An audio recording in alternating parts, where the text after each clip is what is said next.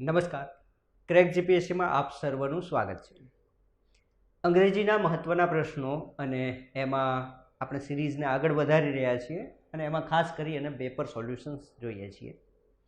તો આ paper solutions આપણને ઘણી રીતે ઉપયોગી બને છે, કારણ કે તમે તમામ પરીક્ષાઓ જોશો તો એમાં વ્યાકરણ તો તમને આવડે જ છે, પરંતુ જ્યારે પેપર આવે ત્યારે અલગ અલગ પ્રકારના રૂલ્સ અથવા તો વ્યાકરણના નિયમો આપણે જે કહીએ છીએ એ પૂછાય છે અને એકસાથે પૂછાય છે. એટલે એ વખતે તમારે તમામ નિયમોને એપ્લાય કરવાના હોય છે.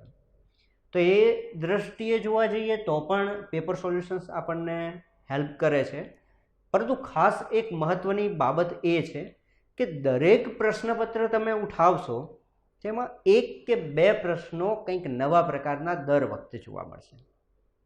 તો આપણું માઇન્ડ એક્ટિવ કરવા માટે આ પ્રશ્નપત્રો સોલ્વ કરીએ તો કોઈ નવા પ્રકારની પેટર્ન પૂછાય, નવા પ્રકારનો પ્રશ્ન પૂછાય તો તરત જ આપણે વિચારી શકીએ. એટલા માટે ખાસ મહત્ત્વનું છે. અને લાસ્ટમાં કદાચ રિપીટ થાય ન થાય એને છોડીએ, પરંતુ ઘણી વખત બેઠા પ્રશ્નો કદાચ ન હોય પરંતુ એને લગતો એના જેવો પ્રશ્ન પણ પૂછાઈ જતો હોય છે. તો એ વખતે પણ તમને યાદ આવે કે યસ, આ પેપર સોલ્યુશન્સમાં જોયેલા પ્રશ્નો જે છે એમાંથી કંઈક આવું હતું તો આમાં આ જવાબ આવે. તો આ રીતે પેપર સોલ્યુશન્સનું ખૂબ મહત્ત્વ છે. તો આપણે શરૂઆત કરીએ. પહેલો પ્રશ્ન છે, the dash news from the border is very disquieting. Quiet એટલે એકદમ શાંત હોય, પરંતુ બેચેની ભર્યું જ્યારે હોય ત્યારે આ શબ્દ આપણે વાપરીએ છીએ. જો તમે થોડો શબ્દ તોડશો તો પણ તમને ખબર પડી જશે. યસ. તો હવે આ બેચેની ભર્યા ન્યૂઝ મળ્યા છે, એમાં કંઈક તમે ઓપ્શન્સ પર નજર કરશો એટલે જુઓ 4 ઓપ્શન્સ: લાસ્ટ, લેટેસ્ટ, લેટ અને છેલ્લો કંઈક સ્પેલિંગ જોશો એટલે તમને ખ્યાલ આવશે. હું તમને એઝ અ હોમવર્ક કહી શકાય, આમ મારે તમને હોમવર્ક તરીકે છે એવું ન કહેવાય, કારણ કે તમે હવે મોટા છે એટલે હોમવર્ક નહીં, પરંતુ તમારા માટે એક પ્રયત્ન છે કે આ શબ્દને તમે ડિક્શનરીમાં સર્ચ કરજો, તમને પણ જાણવા મળશે. તો છેલ્લો ઓપ્શન LATTEST એ ખોટો, અહીંયા કોઈ મિનિંગ વગરનો થશે. તો જો એક વિકલ્પ તો નીકળી ગયો. આજે થોડું વિચારીએ. The late news from the border. હવે late news from the border, મોડા ન્યૂઝ આવવા અથવા તો લેટ આવવા, હવે આવું કંઈ ગુજરાતી મોડું ને એવું કરવાની જરૂર નથી. લેટ ન્યૂઝ હવે સમજી શકીએ છીએ આપણે, શક્ય જ નથી. આવો ઓપ્શન પણ ના હોય. જો તમે કેટલું ઇઝી છે આ વસ્તુ. કન્ફ્યુઝન કરતો પાર્ટ આપણે થોડોક દૂર કરીએ તો આ પેલું કેબીસીમાં 50-50 જેવું થઈ ગયું. હવે થોડું વિચારવું પડે. The last news from the border is very disquieting અને the latest news from the border. હવે તમે વિચારો કે the last news from the border અને the latest news from the border, બંને ધ્યાન રાખજો, વ્યાકરણની રીતે શબ્દો મૂકશો એટલે વાક્ય સાચું જ બને છે, પણ બંનેનું મિનિંગ અલગ છે. એટલે માત્ર વ્યાકરણની રીતે અહીંયા વિચારવાનું નથી, એનો અર્થ લેવાનો છે આપણે કે કયો અર્થ આપણને બંધ બેસે અથવા સારો છે. જનરલ સામાન્ય રીતે એ સારો છે, યોગ્ય છે, એવી રીતે ચેક કરવાનું છે અહીંયા. બાકી બંને શબ્દો મૂકો, કોઈ ફરક નથી પડતો. હવે જુઓ, હું તમને કહું the last news from the border એટલે સિમ્પલ સમજો કે હવે આ છેલ્લા સમાચાર છે, અને અહીંયા છે ધ લેટેસ્ટ ન્યૂઝ એટલે હાલના જ સમાચાર. હવે બેચેની ભર્યું વાતાવરણ સર્જે છે. બની શકે કે લાસ્ટ ન્યૂઝ ના પણ હોય પણ ખરા, એવું જરૂરી નથી. પણ મેં તમને શું કહ્યું કે અપ્રોપ્રિએટ જનરલ શું હોઈ શકે? તો આપણે કહીએ છીએ ને અત્યારે જે સમાચાર આવ્યા હાલ જ એ થોડા દુઃખદાયક છે. ધેરફોર આપણે આ ઓપ્શનને ચૂઝ કરવો પડે. The latest news from the border, હાલની જે પછી જે થવું છે થશે, અને ન્યૂઝ તો ચાલતા જ રહેવાના છે, ન્યૂઝ લાસ્ટ હોવાના જ નથી. યસ. એટલા માટે આ ઓપ્શન આપણને પરફેક્ટ રીતે બંધ બેસે છે. બસ આ સમજવાનું આ છે. યસ, આન્સર મળી ગયો છે. બીજો જોઈએ. This is the field dash the battle was ફાઇટનું ફોટ થયું. સિમ્પલમાં સિમ્પલ પ્રશ્ન કહી શકાય. હવે અહીંયા ઓપ્શન્સ પણ એવા છે: there, where, which, either B or C can be use. હવે જુઓ, જ્યારે આવા ઓપ્શન્સ આપ્યા હોય ત્યારે આપણે ચેક કરી લેવાનું આઈધર બી ઓર સી. બી અને આ સી, યા તો વેર વાપરી શકીએ યા તો વિચ વાપરી શકીએ. હવે ધેર પહેલાં ચેક કરી લઈએ, કારણ કે અહીંયા 3 જ ઓપ્શન્સ જોવાના છે. જો છેલ્લો ઓપ્શન્સ તો એવું કહે છે કે આ અથવા આ બંને, એટલે બંનેને આપણે ચેક કરવાના છે. મૂળ આ ચેક કરી લઈએ. This is the field there the battle was fought. આ એ ફિલ્ડ દેટ ઇઝ એ પ્રદેશ છે એવું મિનિંગ લેવાનું. અહીંયા ખેતર એવું લેવાની જરૂર નથી, લેશો તો મને કંઈ વાંધો નથી. આ ફિલ્ડ છે કે ત્યાં બેટલ યુદ્ધ થયું હતું એમ.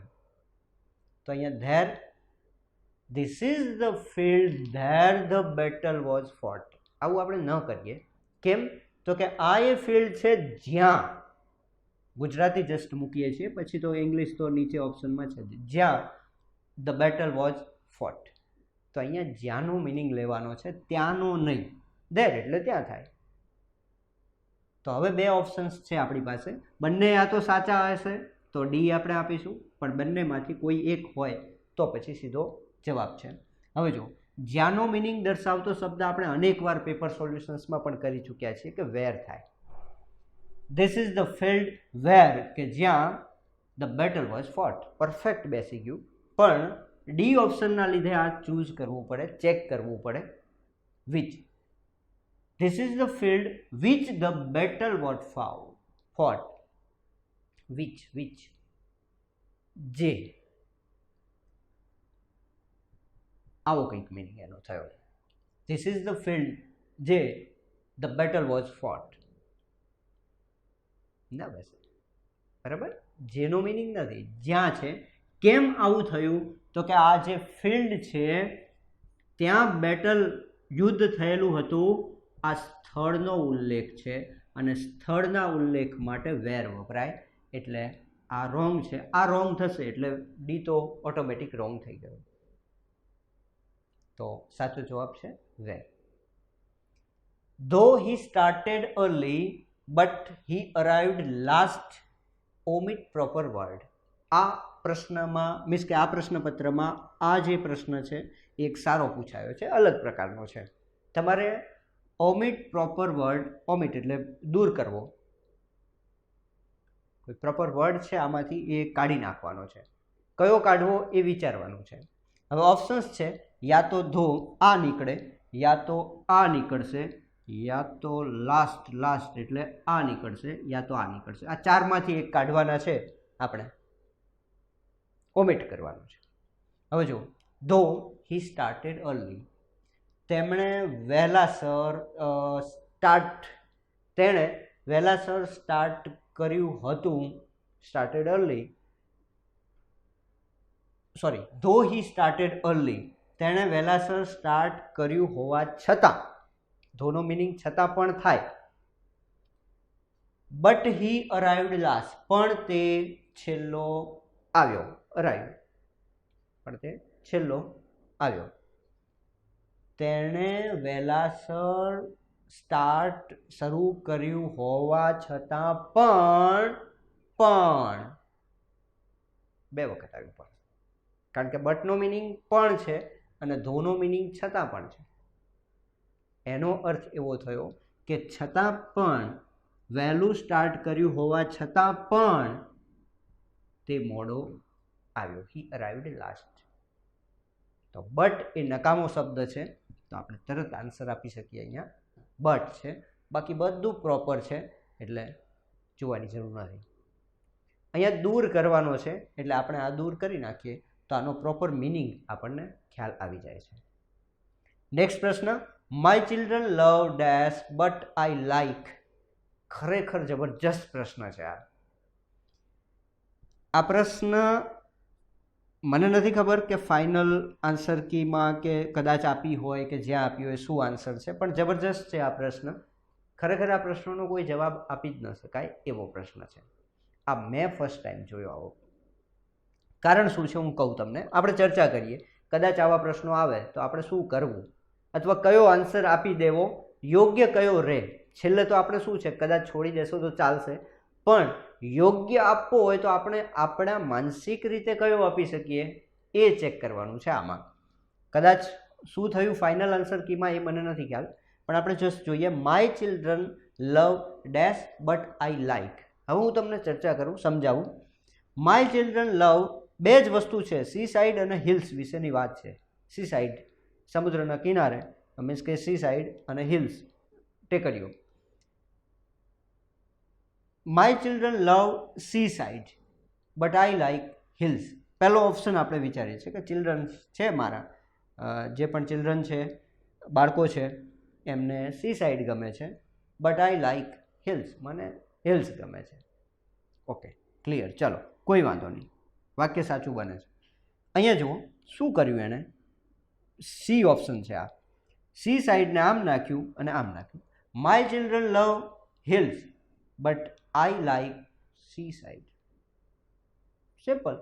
આમાં તમે કશું જ કરી ના શકો, કારણ કે બાળકોને આ ગમે છે ને મને આ ગમે છે. ઊંધું પણ હોય, બાળકોને આ ગમતું હોય ને મને આ ગમતું હોય, તો આ બંને ઓપ્શન્સ નો કોઈ મિનિંગ નથી. તમે ફેરવશો તો. હજી જસ્ટ જોઈએ એ અને સી. અહીંયા જુઓ, either A or D can be use. એટલે અહીંયા મારી ભૂલ થઈ છે, ડી તો ઓપ્શન છે, એટલે આઈધર એ, એટલે આપણે સોરી સ્મોલમાં લખ્યું છે તો હું જસ્ટ બદલાઈ નાખું છું. I am very sorry. Either A or C can be use. હવે આઈધર એ, ચલો એક સમયે માની લઈએ કે એ યુઝ કરીએ અથવા તો સી યુઝ કરીએ, પણ એનો કોઈ મિનિંગ નથી અહીંયા. કદાચ આ ઓપ્શન પણ તમે સાચો આપી શકો, કારણ કે આ એ વાપરી શકાય ને આ એ વાપરી શકાય, પણ એક આર્ટિકલ સાથે આપ્યું છે, ધ સી સાઈડ અને ધ હિલ્સ. અહીંયા પણ ખાસ યાદ રાખજો, માત્ર ધ ઓપ્શન આપ્યો, સોરી ધ શબ્દ મૂકીને આપ્યો છે, બાકી કોઈ મિનિંગમાં ફેરફાર પડતો નથી. બીજા સપોર્ટિવ સેન્ટેન્સ હોય તો સી સાઈડ અને હિલ્સની આગળ તમે ધ મૂકી શકો. અધરવાઇઝ મેં કહ્યું ને કે ધના ઉપયોગો અલગ અલગ છે, તો આ ઓપ્શન પણ સાચો બને. The sea side, my children love the sea side but I like the hills. કદાચ એ પર્ટિક્યુલર એક જ જગ્યાએ વારંવાર જતા હોય તો તમે વાપરી શકો the sea side the hills. કોઈ મિનિંગમાં ફેરફાર નથી અને જબરજસ્ત પ્રશ્ન છે. કોઈ આન્સર યા તો બધાય સાચા જ છે, આ પણ આવી શકે, આ પણ આવી શકે, પણ એ બંનેના બદલે એણે મૂકી દીધું છે કે either A or C can be use. બંનેમાંથી કોઈ પણ એક વાપરી શકે છે. હા, વાપરી શકાય છે. આ પણ સાચો છે, એટલે કે બધું સાચું જ છે, આમાં કોઈ ફેરફાર નથી. પણ કદાચ મારે જવાબ આપવાનો થાય તો હું મારો વ્યૂ નક્કી કરું છું, આપું છું. જરૂર નથી કે તમારો વ્યૂ એ હોય. હું મારે આપવું હોય આન્સર તો આ આપું, કારણ કે થોડોક યુનિક છે. બની શકે કે the sea side and the hills એક જ હોય, તો હું પ્રયત્ન ત્યાં કરું, બાકી આ પ્રશ્ન ખરેખર કેન્સલ થાય. યસ, તો આપ સમજી ચૂક્યા છો કે આનો તમને કદાચ એવું પણ લાગશે કે આનો ખરેખર અમારે શું જવાબ આપવો, તો કોઈ જવાબ એટલે બધું સાચું જ છે. આ બંનેમાંથી કોઈ પણ જવાબ તમે આપી શકો છો, બંને સાચા જ છે. એના પછીનું જોઈએ, how dash I dash to the airport. સરસ પ્રશ્ન છે. જો ઓપ્શન્સ મૂકશો ને તો પણ થોડું ખબર પડશે. How done I got the airport. How done I got the airport. How done શક્ય નથી. વિચારીએ આપણે. B, okay. How am I getting to the airport. Getting to the airport meaning કંઈક અલગ છે, બરાબર. How am I getting to the airport. ચલો પ્રશ્નને ભૂલી જાઓ. I am getting to the airport, વિધાન વાક્ય આપણે થોડું બનાવી દઈએ. હાઉને ભૂલી જાઓ. કેવી રીતે જઈશ એ અલગ વસ્તુ છે. I am getting to the airport, કોઈ મિનિંગ નથી એનો. I am getting to the airport નહીં. હવે જો how do I, okay, how do I, do બરાબર આવ્યું. હાઉ ડુ આઈ, કેવી રીતે એમ. How do I getting to the airport, again same situation થઈ. ગેટિંગ ટુ ધ એરપોર્ટ કોઈ મિનિંગ નથી. ઓપ્શન્સ મેચ થાય તોય નીકળતા જાય છે. અહીંયા ડનથી નીકળી ગયો, અહીંયા ગેટિંગથી નીકળી ગયા બંને ઓપ્શન્સ. જો અહીંયા ડુ, હમણાં પણ મેં કહ્યું હતું કે હાઉ ડુ આઈ, કેવી રીતે, તો ડુ સાચું છે.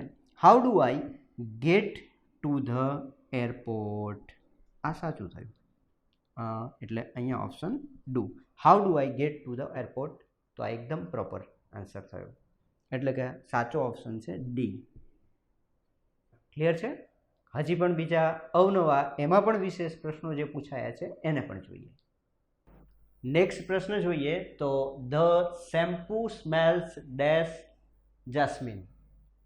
હવે અહીંયા અબાઉટ, ફ્રોમ, ઓફ અને ઓફ, આ ચારેય ઓપ્શન્સ એવી રીતે આપ્યા છે કે તમે મૂકશો તો પણ તમારી રીતે જ એને એલિમિનેટ કરી શકશો, કાઢી શકશો. જેમ કે the shampoo smells about jasmine શક્ય નથી.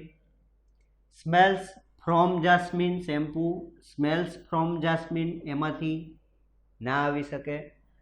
આ સ્મેલ્સ ઓફ તો કોઈ એવો મિનિંગ જ નથી આમાં કે સ્મેલ્સ ઓફ, ઓફ એટલે બંધ કરીએ આપણે એમ કહીએ, અથવા તો એવું નથી થતું એવું કહીએ, તો એ ઓ ડબલ એફ પણ ના આવે.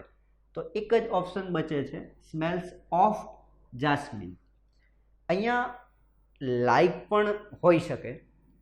જો અહીંયા બીજો કોઈ ઓપ્શન નથી લાઈકનો, પણ લાઈક ઓપ્શન હોય તો પણ આવી શકે. સ્મેલ્સ લાઈક જાસ્મિન, જાસ્મિનના જેવી, આ બંનેના મિનિંગમાં થોડોક ફરક છે. સ્મેલ્સ ઓફ એટલે એની જ સુગંધ અથવા વાસ આવવી, અને સ્મેલ્સ લાઈક એટલે એના જેવી વાસ આવવી. જો લાઈક હોત તો આપણને ડિસ્પ્યુટ ઊભો થાય કે ઓફ વાપરવું કે લાઈક વાપરવું, તો આપણે લાઈક યુઝ કરી શકીએ સારી રીતે. પણ તો અહીંયા એક જ ઓપ્શન બંધ બેસે છે. આ ત્રણ ઓપ્શન્સમાંથી કોઈ વિકલ્પ સાચો નથી આવતો. એટલે સહેલો પ્રશ્ન છે. હવે અહીંયા જો that car cost me 5 rupees. અહીંયા પણ બહુ જ સરસ રીતે ઓપ્શન્સ આપવામાં આવ્યા છે. એમાં આ THAUSANDS, હવે આ સ્પેલિંગ જોશો તો પહેલાં તો આ સ્પેલિંગ જ એ ઓપ્શનમાં ખોટો આપવામાં આવ્યો છે. આવો કોઈ સ્પેલિંગ છે જ નહીં. 1000નો સ્પેલિંગ તમને આવડવો જ જોઈએ. અહીંયા પણ જોશો તો આ સ્પેલિંગ પણ રોંગ છે. તો બે ઓપ્શન તો એમને નીકળી ગયા. હવે માત્ર રહ્યા બી અને ડી. હવે ત્યાં ફર્ક માત્ર આટલો જ છે, થાઉઝન્ડ્સ અને અહીંયા છે 1000. આ બંનેમાં આપણે ચૂઝ કરવાનું છે કયો સાચો ઓપ્શન આવશે. તો અહીંયા જો 5 અને અહીંયા રૂપીઝ આપી દીધું છે.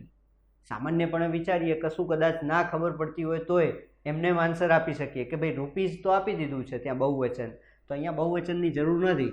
5000 રૂપીઝ, રૂપિયા તો અહીંયા આપ્યું જ છે, એટલે આ એક વિશેષણ તરીકે કામ કરે છે રૂપીઝના. રૂપિયા તો કેટલા, તો કે 5000. એટલે અહીંયા આ ડી ઓપ્શન સાચો છે. ક્લિયર? એટલે આમ જોવા જઈએ તો સહેલો પ્રશ્ન જ છે, માત્ર એસ વાળું કે એસ વગરનું. કારણ કે 5 જોઈને ઘણાને એમ લાગે કે 5000 બહુવચન કરવા જઈએ, પણ નહીં. અહીંયા રૂપીઝના વિશેષણ તરીકે વપરાયેલું છે. Tell me when dash on holiday. આ પણ સહેલો પ્રશ્ન પૂછાયો છે. હવે અહીંયા જો જેટલા એલિમિનેટ થાય એટલાને તો પહેલાં જ કાઢી નાખવાના. અહીંયા તમે જોશો ને કે tell me when dash on holiday. When જોઈને આપણને એમ લાગે કે આ પ્રશ્ન પૂછવા માંગે છે, પણ પ્રશ્નાર્થ નથી, આ તો વિધાન વાક્ય છે. વિધાન વાક્ય હોય ત્યારે વર્બ અને સબ્જેક્ટનું સ્થાન આ રીતે ક્યારેય ન હોય. વેન આર યુ પ્રશ્નાર્થ હોત તો વેન આર યુ કે એવું કંઈક પૂછત, પરંતુ આ તો વિધાન વાક્ય છે. સંયોજક તરીકે વેન ડેશ ઓન હોલિડે, તો અહીંયા આર યુ વર્બ અને સબ્જેક્ટના સ્થાન ઉલટ સુલટ પ્રશ્નાર્થમાં હોય, એટલે આ પ્રશ્નાર્થ વાક્ય નથી, એટલે અહીંથી નીકળી ગયો. હજી જો બીજો ઓપ્શન વેર અને યુ છે, સબ્જેક્ટ અને વર્બને આગળ પાછળ કર્યું છે પ્રશ્નાર્થ માટે, તો એ પ્રશ્નાર્થ વાક્ય તો છે જ નહીં, એટલે આપણે બે ઓપ્શન્સ કાઢી નાખ્યા. હવે અહીંયા છે tell me when you were living on holiday અને tell me when you are living on holiday. યાદ કરો, હવે ટેન્સીસમાં મેં ચાલુ વર્તમાન કાળમાં આપને શીખવાડ્યું હતું કે જ્યારે પણ કોઈ ભવિષ્યની ક્રિયા બતાવવી હોય, અને ભવિષ્યકાળમાં પણ આપણે સમજ્યા છીએ આ વસ્તુ કે ભવિષ્યની વસ્તુ બતાવવા માટે પણ સાદા વર્તમાન અને ચાલુ વર્તમાન કાળનો ઉપયોગ થઈ શકે. તો અહીંયા મિનિંગ એવું છે કે ટેલ મી વેન, એટલે આપણે સમજી શકીએ કે ભવિષ્યમાં ક્યારે રજા ઉપર જવાના છે એવી વસ્તુની વાત કરી છે. એટલે તરત જ અહીંથી ખબર પડે ભૂતકાળની ક્રિયા નહીં, પરંતુ અહીંયા you were living on holiday શક્ય નહીં, અહીંયા you are living on holiday આ સાચું બનશે, કારણ કે ભવિષ્યમાં ભલે વર્તમાન ચાલુ વર્તમાન દેખાતો હોય પરંતુ એને ભવિષ્ય માટે દર્શાવી શકીએ. તો tell me when you are living on holiday, ક્યારે તમે જવાના છો રજા પર. એઝ માય સબોર્ડિનેટ, મદદનીશ તરીકે, as my subordinate your duty is to dash my instructions. Your duty, તમારી જે ફરજ છે, ડ્યુટી છે, માય ઇન્સ્ટ્રક્શન્સ, મારી જે સૂચનાઓ છે, તો તમે સહેલાઈથી સમજી શકો કે પાલન કરવાનું કંઈક કહે છે સૂચનાઓની. સબોર્ડિનેટ એટલે સહમદદગાર તરીકે જો તમે વર્તતા હોય તો તમારી એક ફરજ છે, તમારી એ ડ્યુટી છે કે મારી ઇન્સ્ટ્રક્શનને ફોલો કરવી પડે.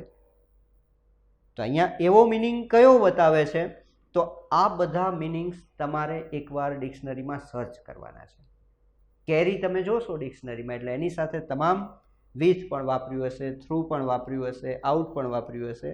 અને અહીંયા જોશો તો ડી ઓપ્શન રોંગ છે, સ્પેલિંગ મિસ્ટેક છે, એટલે એ તો આપણે કાઢી જ શકીશું. માત્ર 3માંથી આપણે આન્સર આપવાનો છે. હું અત્યાર પૂરતો સાચો આન્સર આપી દઉં છું કે અહીંયા કેરી આઉટ એનો અર્થ થાય છે હુકમનું પાલન કરવું. પણ આ બધાના મિનિંગ્સ તમે જોશો તો જ તમે એને મૂકી શકશો. એટલે આ થોડું તમારે વર્ક કરવાનું છે કે આ બંનેના મિનિંગ શું થાય છે અને શા કારણે ત્યાં નથી આવતા. નેક્સ્ટ પ્રશ્ન અને last, you dash borrow my car if you ask. If you ask, જો ઇફ સાથે તમે આવું પણ શીખ્યા છો કે સાદો વર્તમાન કાળ વાપરીએ છીએ તો બીજામાં વિલવાળું વાક્ય અથવા તો ભવિષ્યકાળની સૂચના, અહીંયા સાદો વર્તમાન કાળ, પણ અહીં તો ભૂતકાળ વાપર્યો છે ઇફ સાથે. ઇફ યુ આસ્ક, ભૂતકાળ હોય તો વુડ વાપરી શકો અથવા બીજું કોઈ વાપરી શકો, પરંતુ મિનિંગની દ્રષ્ટિએ પણ આ જોવાનું કે you dash borrow my car if you ask, જો તમે મને પૂછ્યું હોત તો તમે you could borrow my car, તમે મારી કાર લઈ જઈ શક્યા હોત. અહીંયા વુડનો મિનિંગ નથી થતો. વુડ એટલા માટે છે કે વુડ એ ઈચ્છા વ્યક્ત કરવા માટે વપરાય, જ્યારે આ આવું થઈ શક્યું હોત, કરી શક્યા હોત, આમ કર્યું હોત એના માટે વપરાય. એટલે અહીંયા સાચો ઓપ્શન કુડ છે. You could borrow my car, તમે મારી કાર લઈ જઈ શક્યા હોત ઇફ યુ આસ્ક, જો તમે પૂછ્યું હોત. તો આ જે સુપરવાઇઝર ઇન્સ્ટ્રક્શન આઈટીનું પૂછાયું પેપર, એ આમ જોવા જઈએ તો પ્રમાણમાં સહેલા છે, પરંતુ મેં તમને બતાવ્યું એમ કેટલાક નવીન પ્રકારના પ્રશ્નો પણ પૂછાયા છે. તો આ પેપર સોલ્યુશન્સ આપને ખૂબ જ હેલ્પફુલ થાય છે. આ વિડીયોને લાઈક કરી આપના મિત્રો સાથે પણ ચોક્કસ શેર કરો. આપણે અગાઉ પણ અનેક પ્રશ્નપત્રો સોલ્વ કર્યા છે, આગળ પણ આવી જ રીતે નવા પ્રશ્નપત્રોને સોલ્વ કરતા રહીશું. Thank you.